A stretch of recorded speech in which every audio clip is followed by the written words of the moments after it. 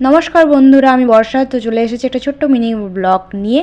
সকালে শুরু আমার চা দিয়ে, তারপর বানালো মা রুটি ডাল, বেলের শরবত হালকা করে তো খেতে হবে এই গরমের দিনে। তারপর পড়াতে চলে এসেছিলাম বাচ্চাদের, এগুলো টিনার টিউশনে পড়াতে এসেছিলাম। মা বলে একটু পেঁপে খেয়ে নে। মা বলছে খাবি না? আমার পেঁপে খেতে না জানো বন্ধুরা একটু কোনো ভালো লাগে না।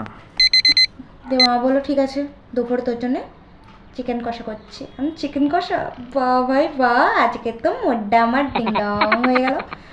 যাই হোক, দেখো আমি চিকেন বাড়িতে এলেই খাই, বাইরে থাকলে আমি চিকেন একদমই খাই না, কারণ মায়ের হাতে যে টেস্ট আলাদা সেটা পাই না বাইরের। এই সেবারের চিকেনটা দেখতেই পাচ্ছ বন্ধুরা, এত সুন্দর কালার এসেছে, আর চিকেনটা সেই হয়েছিল সেই। যদিও মাটন আমার বেশি ফেভারিট, কিন্তু মা চিকেনটাও সেই বানায়। মা আমার রান্না ভালো করে।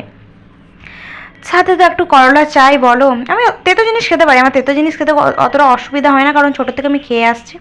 হয়ে গেল খাওয়া দাওয়া সব সেরা, চলো একটু ঘুরে বেরিয়ে আসি। এরকম যদি ছোটো ছোটো মিনি ব্লগ চাই সাবস্ক্রাইব করো।